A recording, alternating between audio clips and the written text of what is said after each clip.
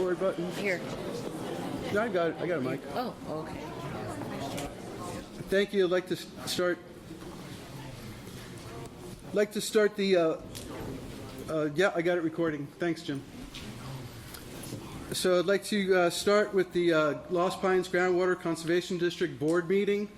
Tonight's Wednesday, April 19th, and the meeting will get started here at 7:23 p.m. I'd like to welcome everyone here who still remains. And the first order is if we could please stand for the Pledge of Allegiance and the pledge to the Texas flag. So Jim's got it. I pledge allegiance to the flag of the United States of America and to the republic for which it stands, one nation, under God, indivisible, with liberty and justice for all. In honor of the Texas flag, I pledge allegiance to thee, Texas, one state, under God, one and indivisible. Thank you. So, welcome everyone. I've got one person signed up. I've got Miss Nancy McKee signed up for public comment. Nancy? Yes, and it has to do with the agenda item G. Should I wait? No, we're going to do that up front. Yeah, you can. And if anybody else would like to speak, please sign up.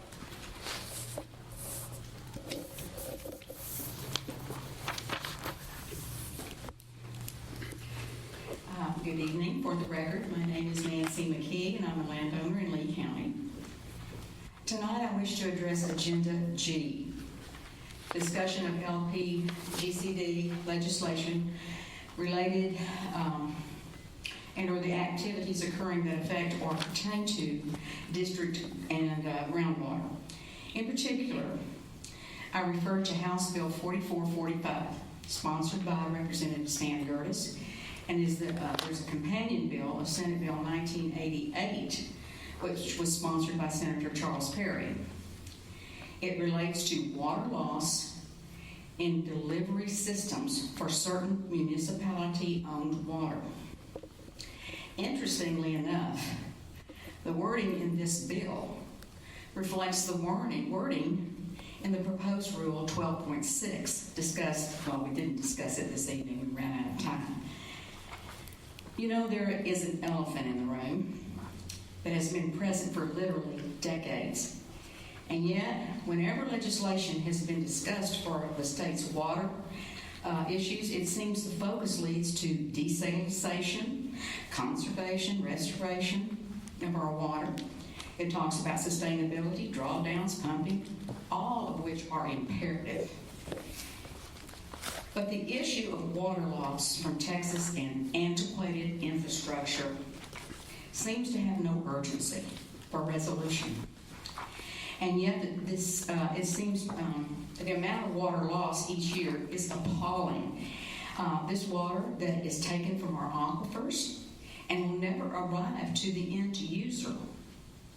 I'm asking if Lost Pines GCD would entertain the idea of Mr. Ellis contacting Representative Gertis' office to give its support to try to get this on the Natural Resources Committee calendar for hearing.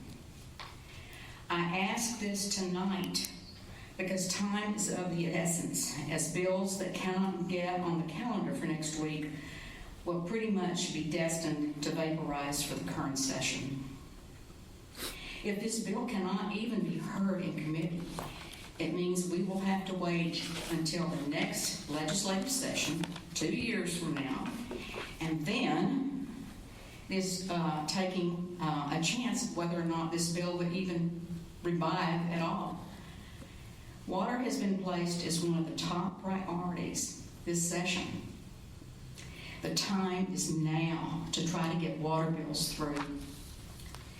As you know, there will be many huge permits coming online within the next 2 years. How much water will be lost during that time?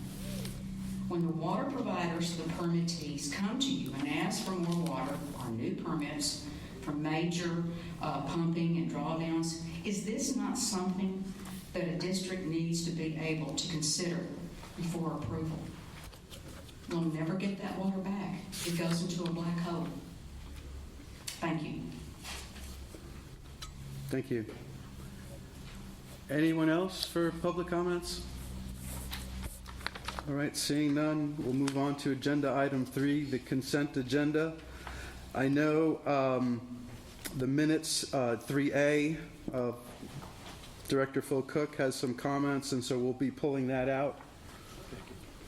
I guess anything else on the consent agenda other than A? We'll pull out A, but can we continue with B through E? All in favor? Aye. Any opposed? Okay, hearing none. Consent agendas, items B, C, D, and E are approved. Director Cook, on 3A, you had some comments. Excuse me. This is the Wednesday, March 15th minutes. Item 4B, discussion, consideration, possible action on contract of work, and so forth. I would like to splice into there a little more detail. The Infrastructure Committee met on February 28 at 9 a.m. at the new Giddings office. Attending were committee members Elvis Hernandez, Billy Sherrill, Herb Cook, Phil Cook, and GM Jim Totten. Mike Samang attended informally. The committee members evaluated and GM evaluated the 2 RFPs submitted for office renovations. Committee members and the GM unanimously decided to recommend the RFP submitted by Gakey Constructions of Giddings to the full board. The sale of the district's property, I'm reading the wrong one. Can we come back to that later when I started? Sure. I'm sorry to waste your time. We can come back to that. So we'll just come back to that item, 3A? Okay. That's fine. Yeah, not a problem. We'll come back to that, Phil. All right, so we'll move forward then with agenda item 4 in the regular agenda. Any announcements? Might any director have an announcement? I do not. All right, hearing none, we'll move on to item B on the regular agenda, the discussion, consideration, and possible action on a contract for stakeholder group facilitator services with Collaborative Water Resolution, LLC. And I'd like to introduce Dr. Votler. Dr. Votler was recommended to us by Greg Ellis, and we reached out to Dr. Votler, and we also had in total three bids that we reached out to. And so today in your packet there was a draft contract with Dr. Votler. I think Dr. Votler did have a couple of minor comments. It was mostly to elaborate or just to clarify some points, and those were fine. April took a look at those 2 comments that you had, Doctor, and those were fine to add it. So please, Dr. Votler. Well, thank you for welcoming me here tonight, and I'm glad to be with you. Mr. Chairman, board members, my name is Todd Votler, and I'm the principal for a company called Collaborative Water Resolution, which is just me. And I've been working with stakeholders for 20, 30 years now. Hate to admit how long, on all sides of the situation. Being somebody who's involved with a groundwater dispute or surface water dispute, trying to work with stakeholders to try to come up with solutions, and doing training as well. Try to do a couple training sessions every year for folks on how to work together to resolve difficult water disputes, which, as I heard for the last hour or so, this is probably a pretty good example of one. And so, I don't know what else you'd like to hear.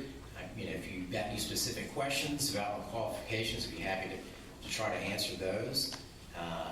But most of my experience, I guess you could say, is originally with the Evers-Oxford issue, going back to 1994, and then many years working for the Guadalupe Blanco River Authority, dealing with aquifer issues in the Edwards. That took a long time to get through all those.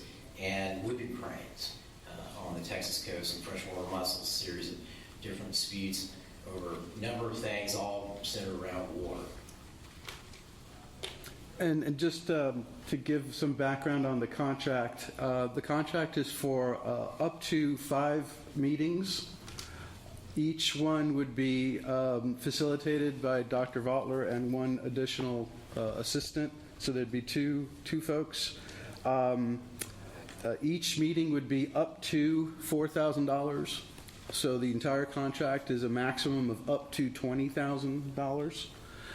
With a final readout at the end of this year in December of 2023, with a final readout back to the board with recommendations. So this would be a stakeholder group to look at our rules and to help us improve those rules further. So again, it's about a meeting at roughly every 4 to 6 weeks between now and the end of the year. To get that critical stakeholder feedback to help us improve the rules. So that's the scope, high level of the contract. Any questions? Yeah, okay. Dr. Butler, your office is in Austin, Texas? Yes, ma'am. And have you done work in rural counties on stakeholder groups like this county? Well, let's see, from Uvalde, Medina, all across the Edwards-Aquifer region, including the Contrarian Zone and the Edwards, and also the Guadalupe Blanco River Authority's territory, from Victoria all the way up to Kerr County. So, a pretty good chunk of South Central Texas. Have you done anything involved in the Simsboro Carrizo Aquifer? No, I will say that I was on a advisory committee for San Antonio Water Systems ASR facility in the Carrizo Wilcox. They had a regional advisory committee they created a couple of decades ago, and so they had different people from around the region who would get updates on what was going on with their ASR facility, which is the Carrizo Wilcox, I think. Other than that, the Guadalupe Blanco River Authority did develop a groundwater project in Gonzales, which is in the Carrizo Wilcox, but that project was really developed after I left. It had been under discussion for some time while I was there, but I was not working on that directly. Thank you. Dr. Butler, can you give an example or two of your successes in terms of conflict resolution? Well, a couple. One would be, you're probably aware of the litigation between the state of Texas and an organization that sued on behalf of the whooping cranes. And so, that litigation went on for a few years, and then after it came to an end, I negotiated an agreement with the leader of that organization, whose name was Jim Blackburn, on behalf of the River Authority. And so we came up with an agreement between the GBRA and the Aransas Project, that's it, on management of the river to reduce impacts to whooping cranes, which winter in San Antonio Bay and the marshes around San Antonio Bay, where the river discharges into that bay and provides freshwater inflows, which are key to food supply for the cranes. Another would be, just the work on the Edwards Aquifer. Originally, I got started in '94 working for Professor Joe Moore, who was the court-appointed monitor for Lucius Bunton, who was the federal judge who had the Edwards Aquifer litigation. Sierra Club versus BAT was originally Sierra Club versus Luan. In that capacity, we were originally asked to put together an emergency drought management plan. In other words, a plan for the court to implement to reduce pumping during a drought emergency. Mr. Ellis, who's back here, at that time was not the general manager of the Edwards Aqua Authority. The Edwards Aqua Authority was created by the legislature in '93 and then was immediately pursued in state court, not in federal court. And so that litigation had to go, through a number of hoops, and then it was decided in '96, summer of '96, that the Edwards Aqua Authority was constitutional. Then after that, Mr. Ellis came on. But in that in-between time, I was developing drought management plans for the region, working with the stakeholders, the water supply organizations and water management organizations. And in addition to that, after the Applewhite vote failed, depending on which side you're on, I guess in the city of San Antonio, that was not a resolution to the problems over the Edwards Aquifer. In other words, another water supply to reduce pumping over the aquifer. And so at that time, the judge asked the court monitor, and I to get stakeholders together all across the region, from Victoria to Uvalde, and to create a water management plan, an aquifer management plan, and a species management plan, so that the region could figure out how to get the water it needed, how to manage what it had, and protect the endangered species and get out from under the litigation. And so we put that plan together. Before it was accepted, the litigation ended, and then several years later, I found myself as a stakeholder, one of the 23 or 24 stakeholders who met every month from June 2007 till December 2012, with meetings in between, 3 or 4 meetings in between, to create the habitat conservation plan for the Edwards Aquifer, which is in place today, which is a water management plan, aquifer management plan. And so I've done other things besides working with stakeholders, but a lot of it has been working with stakeholders. My background is as a scientist, as you know, for the record, because you're on my dissertation committee in Texas State. But I'll say this: scientists often find themselves involved with issues that are based in science, but are really driven by public policy and trying to find ways to resolve disputes over water and other things. And so that's really what I've been doing most of the last 20 or 30 years, because in part I find it a lot more interesting. Not that science is not interesting, it is, but these kinds of disputes are pretty interesting too, I think. Thank you. Any other questions of Dr. Vautler?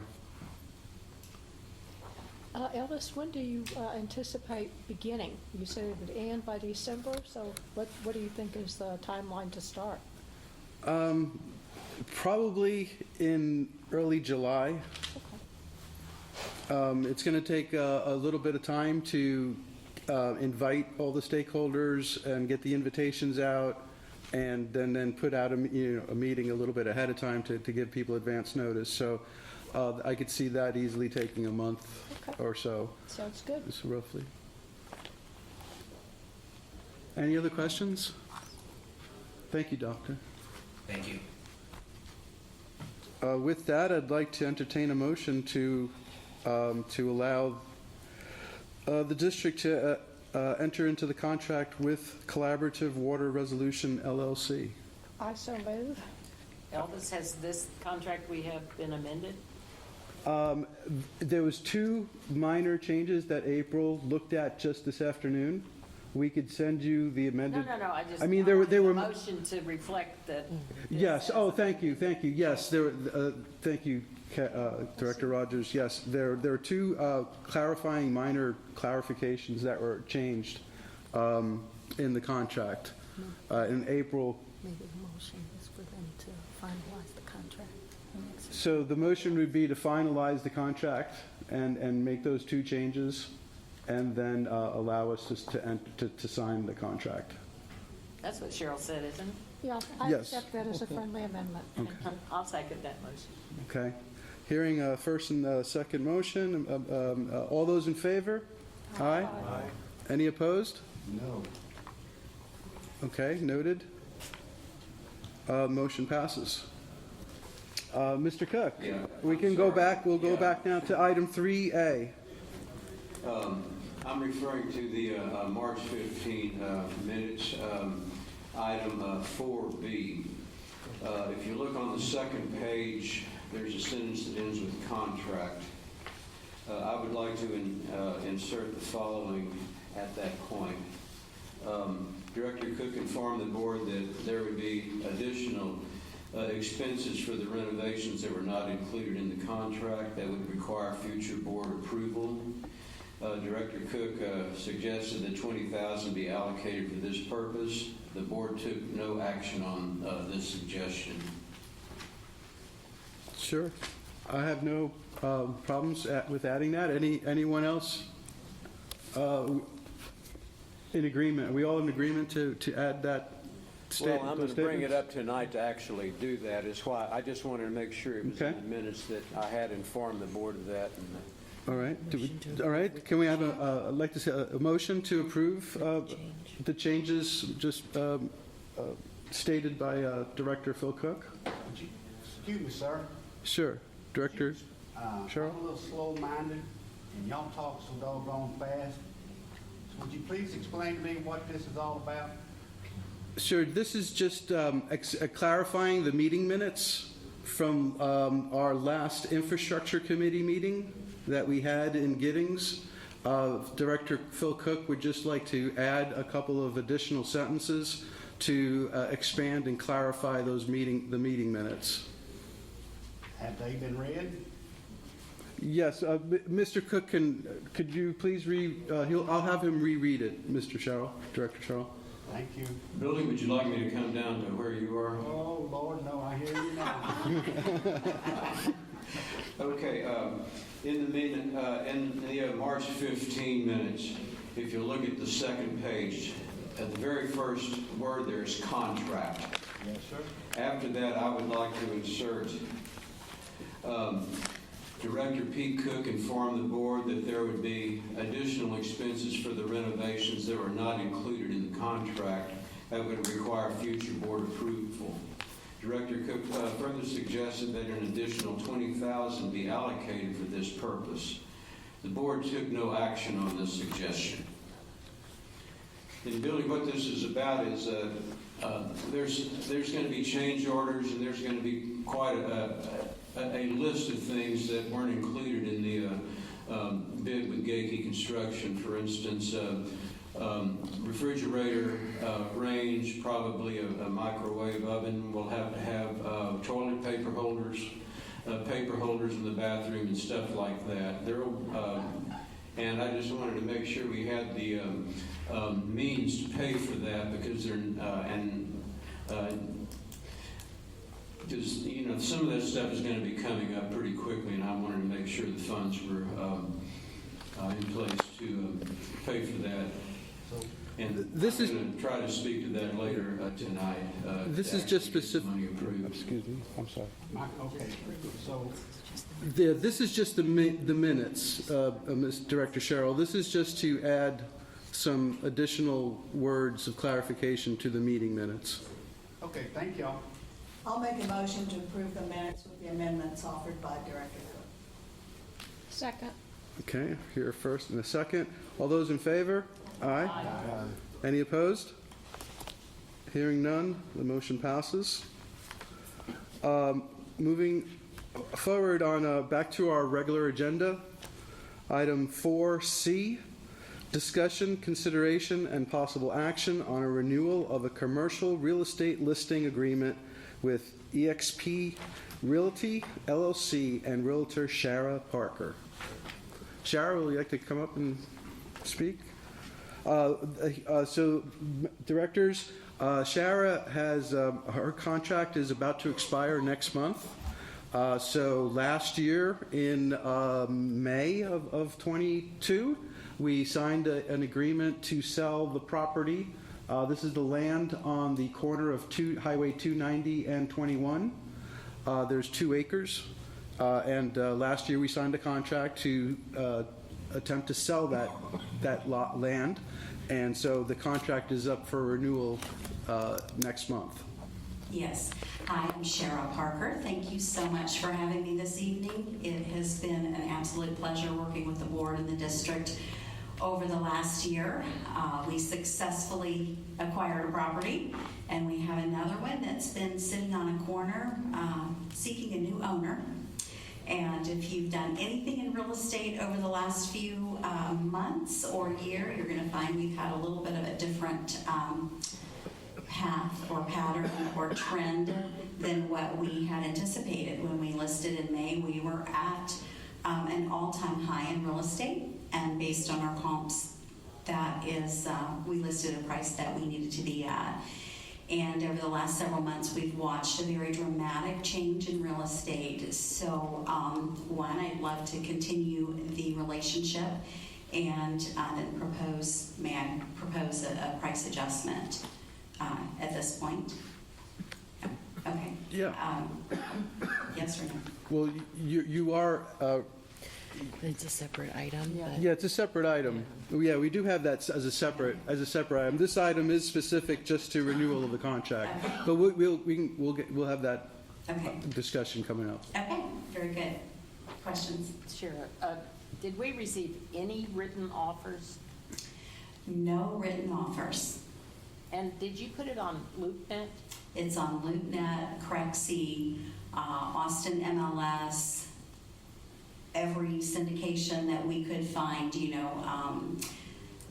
Everything gets syndicated these days, so we've posted additionally on all of the commercial sites. We had it listed as land as well through the end of the year, just regular land, not just commercial.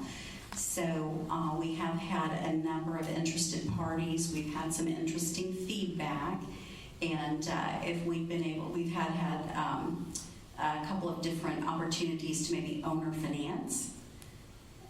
I see the faces.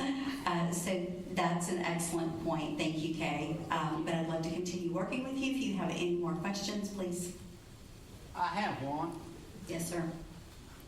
What seems to be the feedback from the people that you have talked to that have looked at the land? Have they given you reasons as to why? Well, the largest is price. We have had some people that were willing to pay the current price that were listed, but they needed owner financing. So lending practices have changed somewhat. Price, it's a hard corner. It's a great piece of property, and it should be highly desirable. The biggest thing that I can see is that the market changed very dramatically between June and July, and we had a significant slowdown. So we have not seen the amount of growth or speculation that we anticipated originally. But the number one thing is price. Thank you, ma'am. Mm-hmm. Any other questions? I move that we enter into this contract with Sheriff. Second. Great. All those in favor? Aye. Any opposed? Hearing none, motion passes. Thank you. Thank you, Sheriff. Hey, ma'am. I love your shirt. Next item on the agenda, 4D, discussion, consideration, and possible action to create a position and post for candidates for an education and conservation outreach coordinator. So this came from the Education and Outreach Committee. So with that, I will turn it over to the chair, Director Arsufi, to give some background on it. Yes. In committee's discussions about... Can you turn on the microphone, please? Yes. Thank you. In the committee's discussions about the Lost Pines Groundwater Conservation District, we recognize that there's a big gap in terms of the Conservation District's education, outreach, and conservation activities. And so what the committee did was draft a job description where we're looking for a creative individual to administer the district's education, conservation, and community outreach programs. This also involves educating school children and the general public regarding water conservation, and designs and creates content for magazine articles, press releases, and other types of activities. Another benefit of this particular position is, in my experience in writing grants nowadays, a lot of state and federal agencies are looking for what they call broader impacts. And by broader impacts, along with doing the research in terms of getting a grant, they also want that research to reach the public and educate school children. So if we have this outreach education coordinator position, then when we start writing grants, which we have plans to do as the district, we'll be able to add that educational component, which would make it a much more robust types of selling point for people that are going to give us money. Questions? I got one. What's a grant?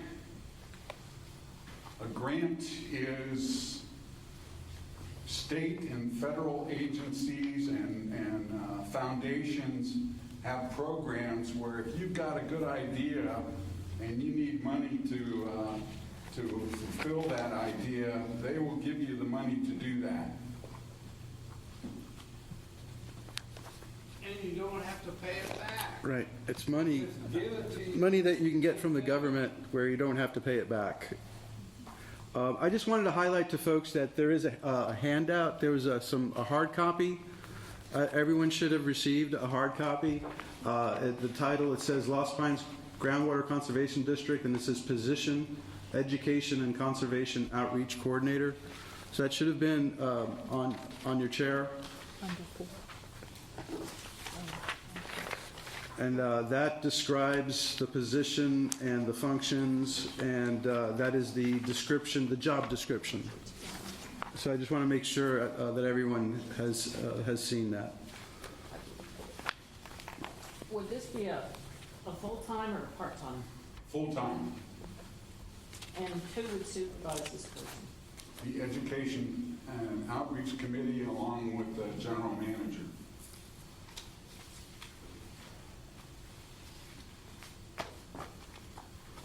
I want to note that full-time,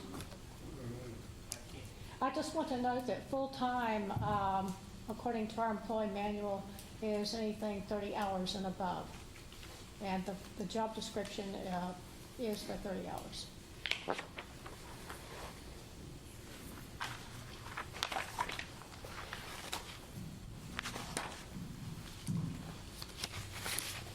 Any questions by the board?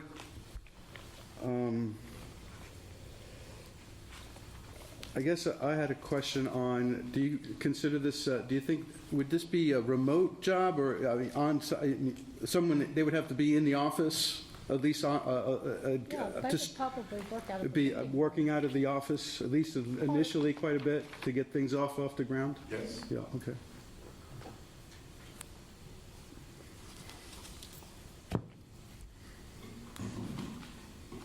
Tom, if this is passed, what are the next steps do you see in getting someone hired for this position, getting it organized, and the materials and everything they need for it? Run that by me again, Phil. I mean, if I understand the question right, we'd probably be posting the job on various educational sites.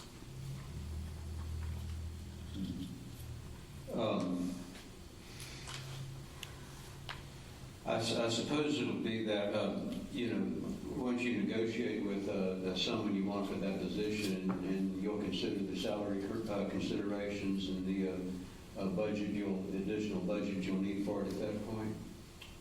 I believe we do have a budget line item in the conservation districts for that Yes. position right now. Yes, that's correct. It's already in the budget. I couldn't hear you, Cheryl. It's already in the budget, pending approval. Okay, thank you. We've had someone doing this position earlier, so it's not a brand-new concept. But I just think this is greatly, considerably expanded from that. Okay. Correct. Yes. Yeah, I know. Okay, good. It's not a contract. I have a question for Mr. Totten, and it has to deal with, does this take away activities that the current assistant GM handles? Or is this complementary to what the current assistant GM's role is and their functions? Or is this overlapping at all? It's really going to depend on how we structure it. As it's written right now, it would take away some of the duties from the assistant GM.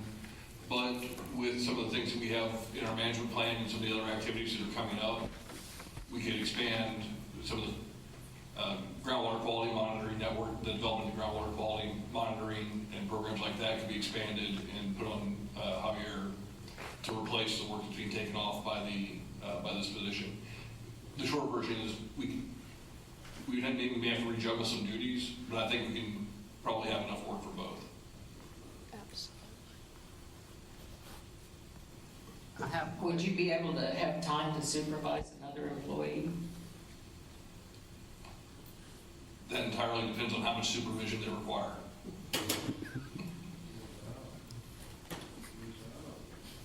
It'll, like anything else, it'll take time. There's going to be a startup cost. And I will admit that if we're looking at bringing someone on midsummer, that could be an incredibly bad time in terms of having to invest time in training a new employee.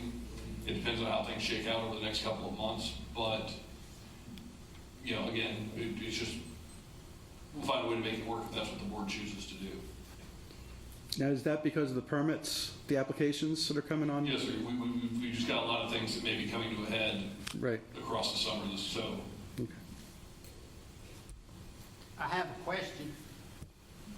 Yes, sir. Have we allocated money for this yet?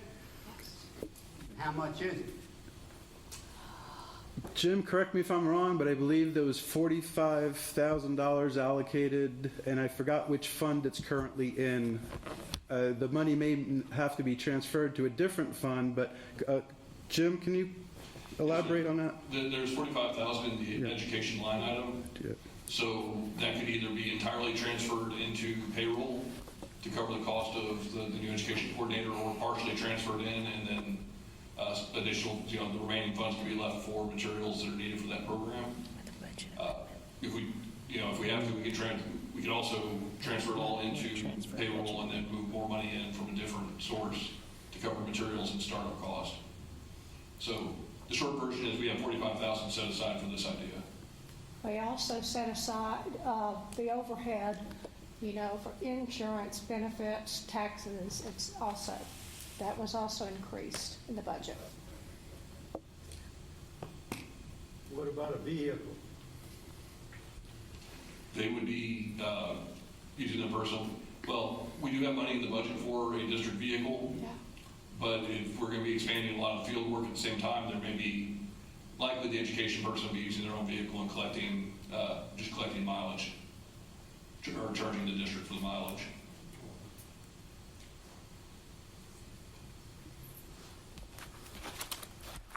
Any other questions from the board? Well, I just have one. Ability to carry supplies up to 50 pounds. 50 pounds is a lot. Can you make it like 30 or 40? We can amend that. Yes. Well, it doesn't have to be on one single trip, I guess, maybe. Okay. We can, okay. That's very standard in employment agreements. Any further discussion or questions? from the board? It just seems to me that we're kind of nickel diming the things that somebody comes up with an idea after we have a budget. We've got a building that incidentally has not been started, even though it's had a contract for almost a month. And now we're finding things in the building that we're gonna have to get some more money for. Refrigerator, and stove, and microwave, all these things. And, oh, and toilet paper holders, don't forget that. But, you know, where is the committee the infrastructure committee that brought all these things to us, the contract that we needed to sign, and then says, well, I left these things out on purpose because we didn't know exactly what we were gonna need. And now we got $45,000 that we want to put somewhere else, maybe, or some of it. And I just Do individual votes. I have problems with getting into the budget and then saying, oh, well, we'll change this around, and we'll do this, and we'll do that, and we'll add this. And I have problems with it. I have a comment. Mike, you were on that education committee that approved this job description, and you were all for it back then. What's the change from? I don't believe that I was on the committee that approved this description. As I recall, I went to one committee meeting on my way home from the San Antonio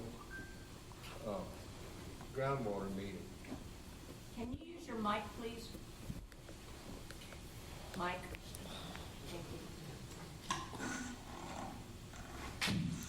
Sorry about that. My children say that I speak loud enough. But I just, I really have problems with spending money that doesn't belong to me or to this board. And I, want to be sure that we get, or that we do our job. And not just spend money because it's there. That's all I have. Any other comments or questions for the board? Well, I think that this was in the budget, so this isn't a thing that just cropped up, and education about our water and situations concerning our water, I think is important, and I don't think we can go wrong in doing that. And this line item was budgeted for prior, so it's not just cropping up at the last minute.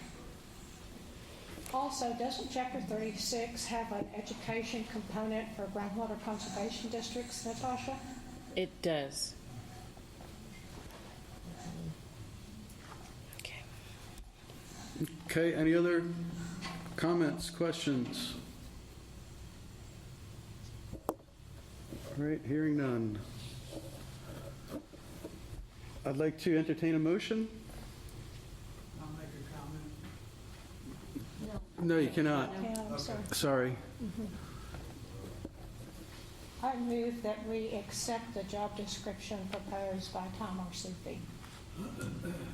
Is there a second? I'll second.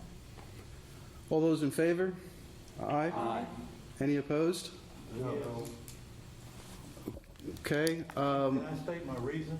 Yes, absolutely. The reason I have in saying no is I don't like the idea of paying mileage. If we're going to hire an individual for this position, we need an individual to have a board vehicle or a district vehicle to drive around. Maybe we can do that. Okay. That's my objection. And Director, Wait, which director was that? Herb. Herb, okay. So the posting, the job posting doesn't contemplate the mileage piece. So if you're voting on the posting, I would take that into consideration. Voting no on the posting right now. That I just wanted to clarify that would be your vote on the posting. Not to say I can't change later. Right now, no. So can we clarify the no votes for our minutes? Yeah. Yeah. We had, I believe, could we do then a roll call down there? Director Sherrill? Do a call vote. Director Sherrill's a no. Director Semang? No. Director Herb Cook? No, sir. Director Shaddy? No. Director Smith? Yes. Director Arsufi? Yes. Director Cole? Yes. Director Rogers? I'm abstaining. Director Cook? Yes. Phil Cook? And I vote yes. And I don't know where That's that. 5-4. it does not pass. It does- Elvis, that's not a majority vote. Okay, so the motion does not pass. Elvis, can I tell you why I would like to be able to discuss the job qualifications more, because I'm not sure how many applicants we will get who have these qualifications. I just worry about that. And then But that's why you put a job description out. well, can it be with the understanding that if we don't get Yes. If we don't sufficient get what we're looking applicants? for, we Yeah. don't hire. So we're not just going to hire anybody? Table it. Exactly, okay. All right. Kay, would you like to, a second motion and a second vote on that? Yes. I move that we accept Director Arsufi's proposal as presented. I move that we accept Director Arsufi's proposal as presented. So Director Cook, so we've already voted on the proposal as presented. Is there an amendment being presented? Okay. Now, what we could do is that the committee could take this back at the committee and then ask to put it back on the agenda at another board. Well, if Kay's in agreement, I think we can pass it tonight if we. Oh, okay, I didn't realize that she. Yeah, she's, I think Tom satisfied her questions. Yes.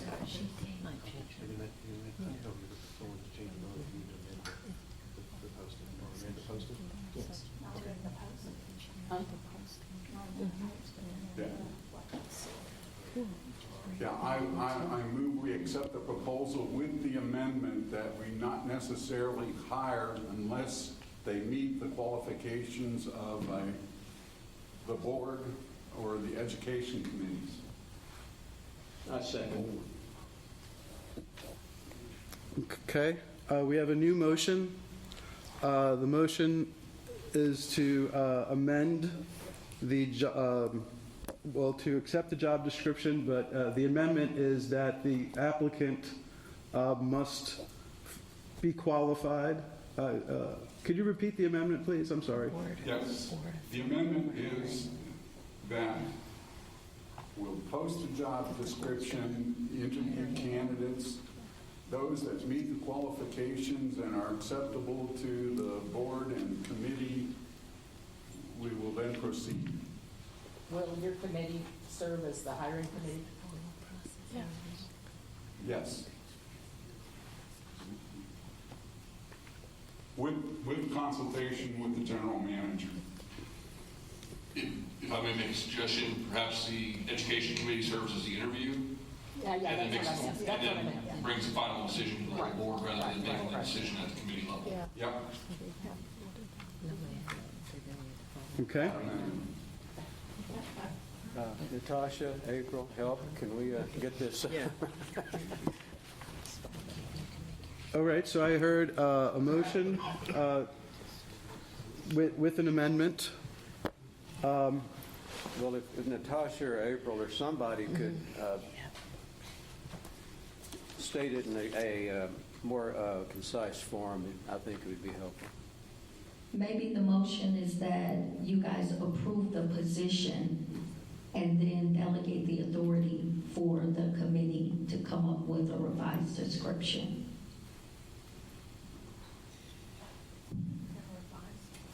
There's not a revision necessary. It's just that the candidate meets the qualifications outlined in the job description.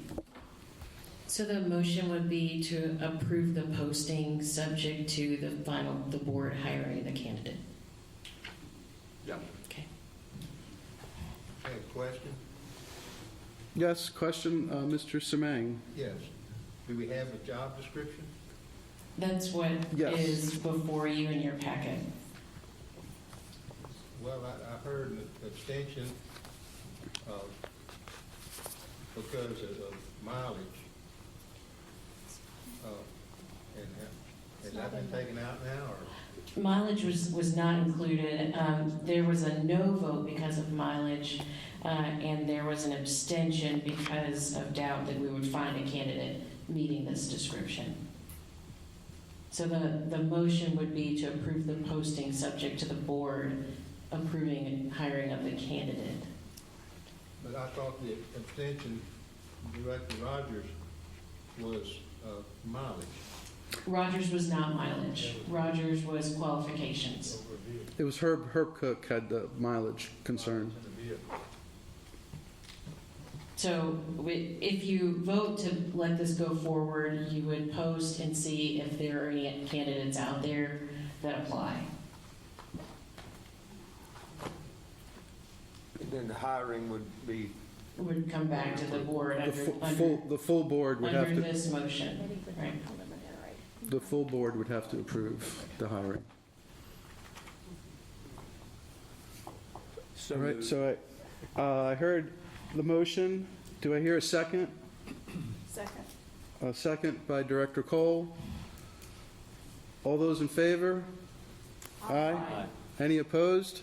No. Okay, let's go down, roll call down there. Director Semang? No. Director Sherrill? No. Director Herb Cook? No, sir.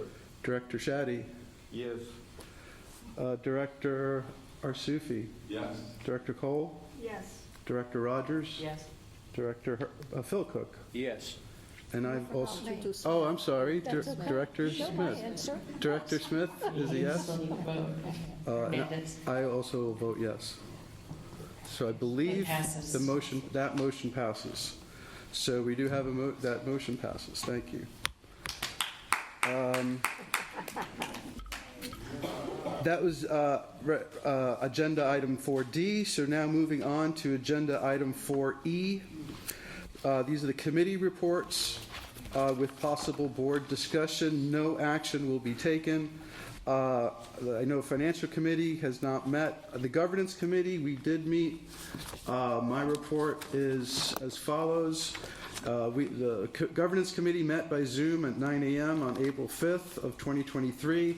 In attendance of myself, Kay Rogers, Michael Semang, Natasha Martin, April Griffin, Greg Ellis, and James Taunton. The committee discussed the status of the Gatehouse litigation.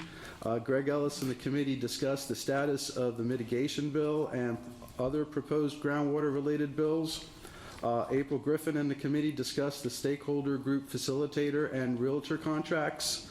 The committee discussed the April's rules workshop. And again, the deadline for the written public feedback is May 3rd. The committee discussed the GM annual performance review process and resolution. The committee discussed the Thomas Turfgrass irrigation permit request, and we planned and discussed the items for today's board meeting. With that, I don't believe Infrastructure Committee did not meet this month. We didn't, but Yep. I'd like a short discussion on that. If Herb and Billy or Jim would give us an update on the progress of the renovations there, I think Yeah. it'd be a good time to do I that. will be glad to do that. Microphone, please. I'm sorry. I'll be glad to do that. Doug Gakey told me they have gotten They report back on asbestos and mold finally, and there's no problems there. A dumpster has been delivered as of today. They're ready to start construction. Some preliminary electrical work has already been done with disconnects and that. And then when the tear out is completed, they'll put the construction lights in, but they're ready to start and ready to get going. Finally. Great. Yeah, I know that there was a last-minute asbestos testing that was required, and that delayed things by at least a week or more. Month. And if I can add to that, there was an additional delay, excuse me, an additional delay in getting some of the insurance certifications required under the RFP from GAFE. We requested them, and it took about a week for them to get that documentation back to us. Once we got that, we issued the notice to proceed, which then triggered the asbestos and mold check, which we just got back. So, It's a process. Paperwork moving on. Yeah, it's a process. Yeah. But it is going down. Yeah. Okay, thank you for that. I would like to make one comment. I was remiss in not getting this on the agenda for action. We are going to need an extra, probably, I'm estimating around $20,000 to finish the project. We really need to get that on the agenda for the May meeting because those expenses are going to start coming up. Otherwise, that toilet paper is going to be sitting on the back of the toilet there. Okay. I recommend we run that through financial. We could refer that to the financial committee, gives the financial committee a reason to meet next month. Okay. And then bring that back to the board, because it's not part of the actual construction contract. It's a separate. it's not. It's a separate It's a expenditure. separate. So, Yes. And there are other separate items. I know we were looking at getting, removing those bushes out front and possibly cleaning the outside and. We're going to need signage. Signage, quite exactly, a few audio, things. video, Yeah. audio, video type stuff for these types of meetings. Okay, so we'll bounce that over to the financial committee so that they can put that together. I do not believe the education committee had met since last. Correct. All right, Nothing so to report. nothing to report there. So we're up to the management committee. Director Smith.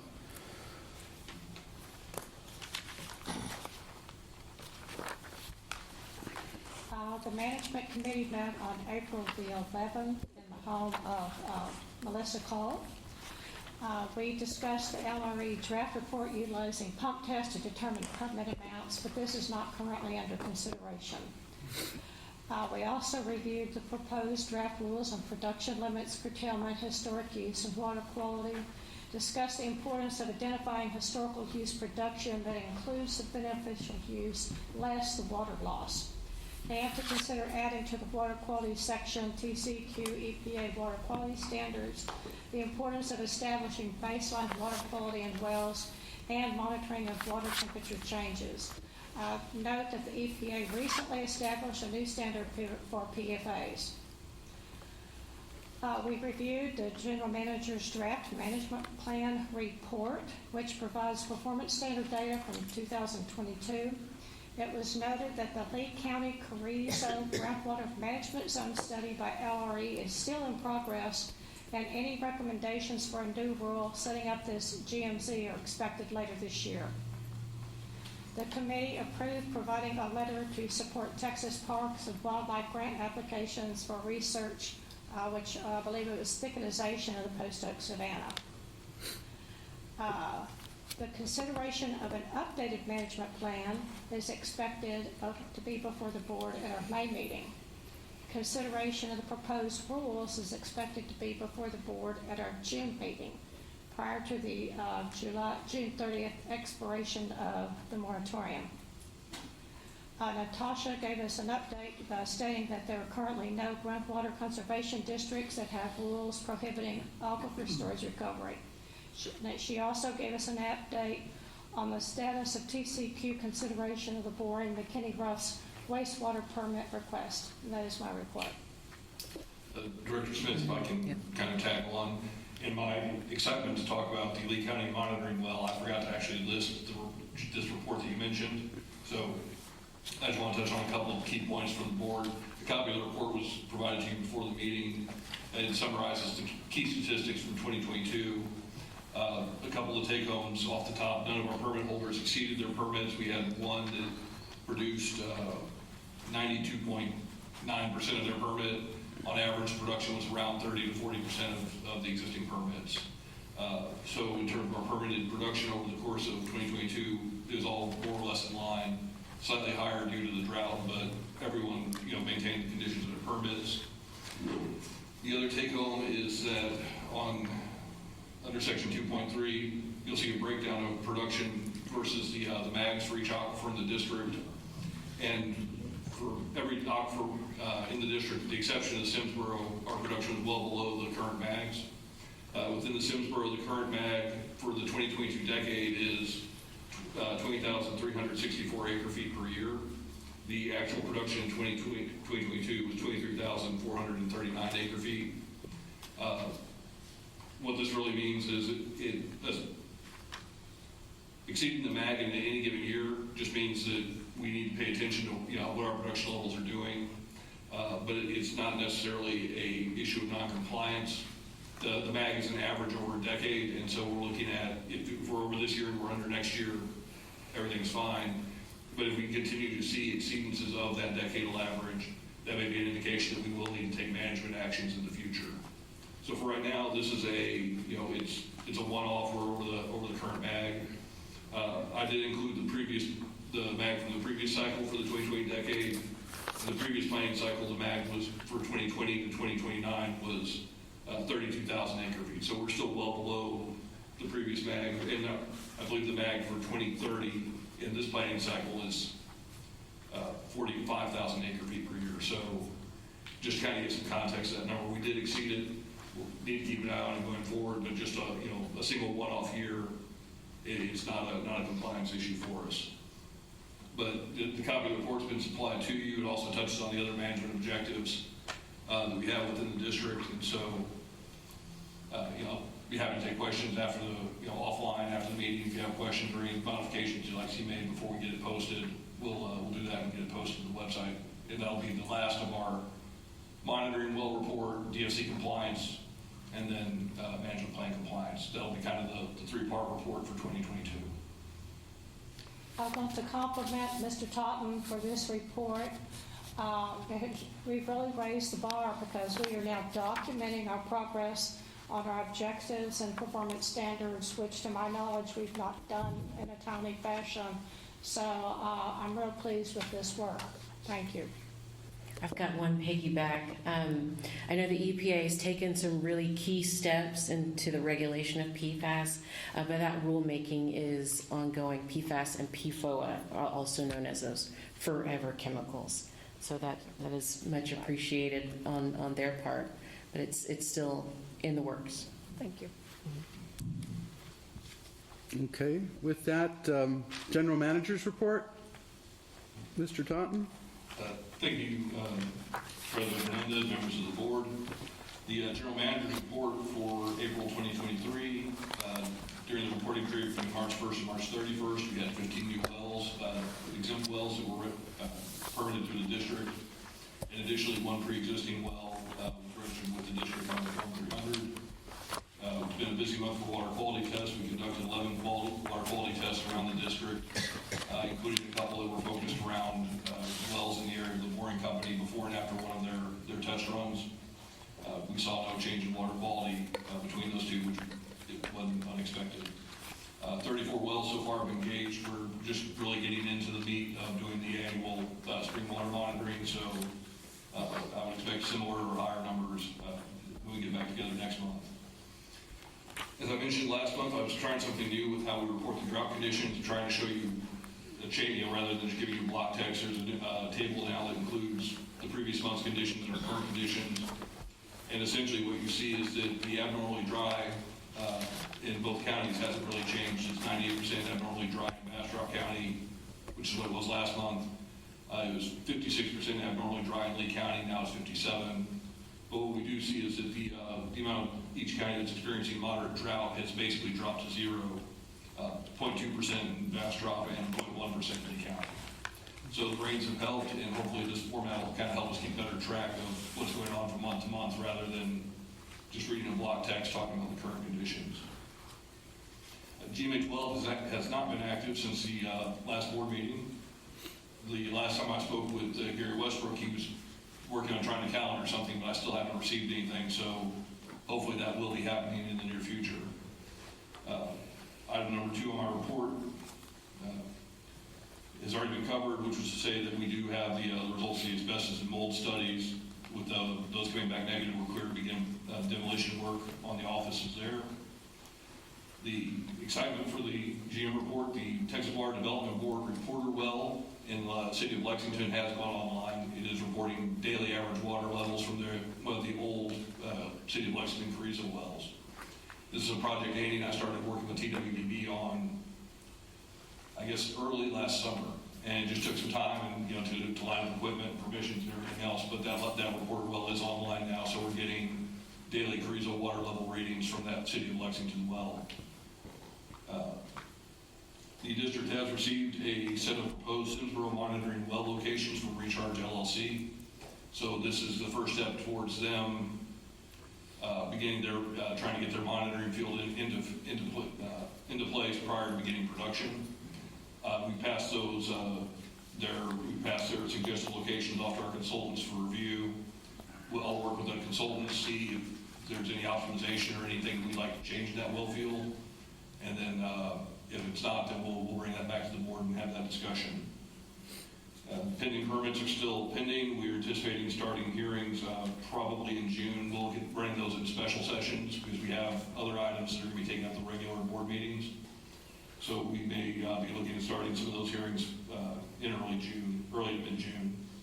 As far as upcoming meetings, the only meeting that I still have on my calendar now is Region K, which will be next Friday at 10 a.m. at the LCRA Center in Austin. With that, I'd be happy to address any questions. Hey, Jim, on that Lexington well, did the Water Development Board end up providing you with the equipment to put that online? They did all of it. Yeah, okay, they were really interested in that well. Yeah, equipment, labor, the whole thing. It was just a matter of lining up, getting permission and access to the well from the city of Lexington, and then TWDB having the gear available. So I think it came online last month. Any other questions? Thank you, Jim. Item I, hydrogeologist report.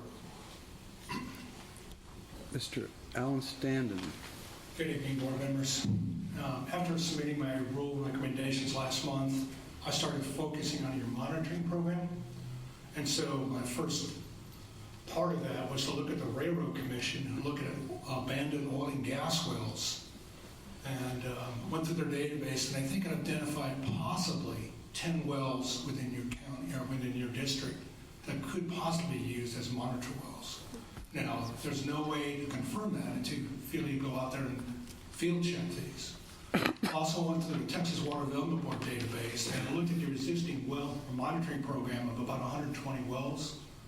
And all your monitoring programs can use some refinement. And I think I found some bored wells that either are not in use or poppy water supply wells. Anyway, I found some possible wells to supplement your existing monitoring program in the future. And again, you would have to get permission from the landowners or whatever to use these wells. But I think by the next month, I should be able to give you a report on that. Great. Thank you. Any questions? Good. Thank you. Item G, discussion of Lost Pines Groundwater Conservation District legislation, related legislation, and/or activities occurring that affect or pertain to the district and groundwater. Mr. Greg Ellis. When you said item I thought you skipped me. Yeah, there's actually letters. Yeah, there's two I's, aren't there? There are. Well, I'm glad to report that Senate Bill 1080, which is the bill that deals with the district's mitigation program, has passed the Senate and has already had its hearing in the House. It's now pending before the House Committee. I fully expect it to be voted out of the House Committee on Tuesday and sent to the Calendar Committee, probably the local Calendars Committee. Depends on what Representative Curtis wants to do. There's some discussion about amendments that have been brought up, and I think those discussions may continue. Certainly, I think President Kurtz would like the bill to pass exactly as it is, but he's also willing to discuss the possibility of amendments. I've gotten a couple of phone calls, one from the only person testifying against the bill, which is Ed McCarthy, about amendments. I've also had a phone call from Paul Terrell, who represents Recharge Texas, about a possible amendment. I'm taking all those phone calls and those suggestions. I'll run them by the House and Senate sponsors, and we'll see what they do. I will also, of course, run them by the Governance Committee before we take anything to the members of the legislature. Aside from our bill, there are 21 bills amending Chapter 36 of the Water Code. I think that's the most that I've ever seen. 3 of those are identical. They're basically companion bills to each other. One of those has to do with population figures. Following every decennial census, they pass a bill changing all the population figures in the various parts of the statutes that have population figures. There happens to be one in Chapter 36. It's 36.121. I don't have any idea if those population changes make any sense or not. In fact, I can't make sense of 36.121. So can't tell you much about that one. The other bills include Senate Bill 156, which has already passed the Senate and has been referred to the House Committee. It has not been scheduled for a hearing. And that one is identical to Senate Bill 152 from last session by Senator Perry. That one does 4 different things. The one thing that the House refused to adopt last time was the change to the ability of the district to recover its attorney's fees. It would change that from a requirement by the court to an option for the court. And my understanding is that Chairman King is opposed to that change, and he's still opposed to that change, and I'm willing to pass the bill with that in it. He may pass the bill out with that amended out of it, what he did last session. But he's not, as far as I know, he's still opposed to that. There are bills out there that deal with, and there are bills out there that deal with some of those other sections that would duplicate that, but they don't directly duplicate the entire bill, so they're not considered companions. 2 of which have already passed the House and are on the way over to the Senate. They deal with the ability to petition a district to do a rulemaking. I think you have that ability now. You've heard people come to you and suggest rule changes. That's essentially a petition to make a change. This would require you to have a petition process in your rules and require you to take a vote when it comes up. But it would not allow that vote or that decision to be one of the things over which you can get sued for, which I think was a good change to the bill from when it was filed. There's a bill out there, in fact, Representative Giddings has filed a bill that would require for the Water Development Board to develop the sustainable yield. Earlier tonight, you heard about the TERS, or the total estimated recoverable storage amount. That represents the size of the aquifer, and then an assumption that between 25 and 75% of the water there would be recoverable. And that gives you that huge number you heard about how much water can be recovered from the aquifer. The sustainable number is the amount that essentially that could be produced in perpetuity. Very, very different number. And so that would be another number that could be presented to the GMA as a way to educate them on the workings of the aquifer and give them some boundaries on how they're going to be adopting their desired future conditions. Let me see here.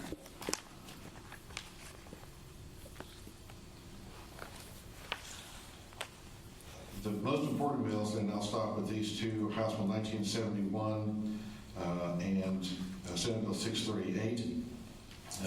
Both have passed their original House committee. They have not been heard on the floor of either House. I believe that they are now identical. They did not start off as identical, which is why they're not considered companion bills, but they might be considered companions at this point because they've been amended. This was a bill that was drafted by LCRA and presented to the legislators. It's the House bill filed by Representative Ashby, the Senate bill by Senator Drew Springer. And what that would do is change the process that's used for considering a proposal for a decision issued by the State Office of Administrative Hearings. The major change is they would put a 180-day deadline on the district board to consider and either adopt, amend, or deny a proposal for a decision that's been issued by SOA. And if you do not make that decision within 181 days, that proposal for a decision then would become the final permit issued by the district. There are a couple other things in the bill. One that I helped draft, that I think is a good change, that says that if a director is required to recuse themselves from a vote, then they're also prohibited from participating in the closed meetings on any time the board meets in executive session to discuss that item. And there's also a change to the quorum requirement. If any member who is required to recuse themselves from a vote on a permit, would not count toward the quorum requirement. So I'm probably saying that wrong. I think the better way to say it is the way the bill says it.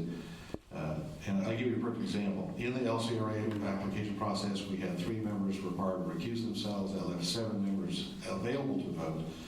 As you discussed earlier tonight, it takes 6 positive votes to take action. If the bill passes, then it would only take a majority of those eligible to vote to take action. So if you have 7 eligible voters, 4 votes would be all you would need to take action on that permit. So I also think that's a positive change. I think that helps with, move things forward makes it a little bit easier. If we'd had 1 more recusal, we would have had to have a unanimous vote. That's when you have 10 disparate members. That's not easy to do. So I think that's a positive change as well. We'll see what happens when these bills get to the floor of each house and how long it takes to get through. But that's where those things stand today. With that, I'll stop and see if there's any questions you have about any of this legislation or the process of the legislature. I do want to mention real quickly, I got a call today from Representative Giddings. He was on the floor of the House working Senate Bill 1080.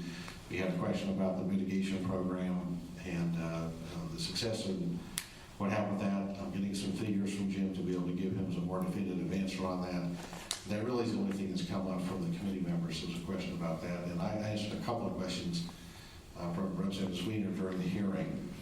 But I think overall we had a good hearing and a good positive response from the committee members generally. So, any questions? Thank you, Greg.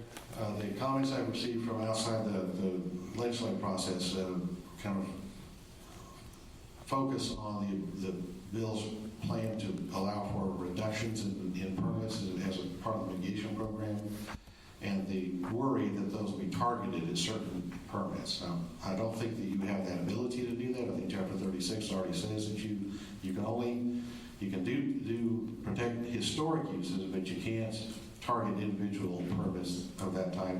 You certainly cannot treat exporters differently than you do anybody who's using water inside the district. It's prohibited by laws very specifically. So I think the current protections in the law will take care of that problem, but I want to mention that has been an issue that's come up. Okay? I don't think you need me for anything else, so if that's okay, I'm going to take off. Thank you. All right, thank you. Good night. Item H, discussion, consideration, and possible action on district board meeting calendar. As mentioned by Director Smith, the plans are to have the management plan updated and they have a May public meeting on May 17th to have the public comments on the updated management plan. We had received the updated mags, and we received also some comments from TWDB. Minor comments, and so we are in need of updating the management plan.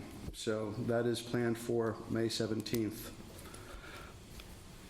HI, set date and location of next meeting. Next meeting is May 17th, the board meeting in Giddings. I believe we're due in Giddings next. So it'd be Giddings on May 17th would be the board meeting following the public meeting on the management plan. We'll have the management plan meeting at 6 and the board meeting at 7. On Thursday? This will be May 17th. That's a Wednesday. This is a Wednesday, the third Wednesday of the month, like always. It'll be May 17th in Giddings.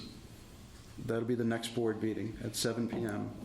And we'll have the management plan update public meeting at 6 p.m. Same place, Giddings, same date, May 17th. No, I'm sorry, I didn't mean to interrupt you. I just No, I'm done. Please, I won't be here physically for the May meeting. If I can attend it by Zoom, I probably can do that. I will be here for the And I suspect some other board members, as we get into summer, are going to be taking some vacations and things like that as well. So you and the governance committee might give some thought to how to schedule those meetings. My suggestion would be that perhaps we don't need a July meeting. Anyway, it's something to consider and kind of put into your considerations on that. Thank you. Okay.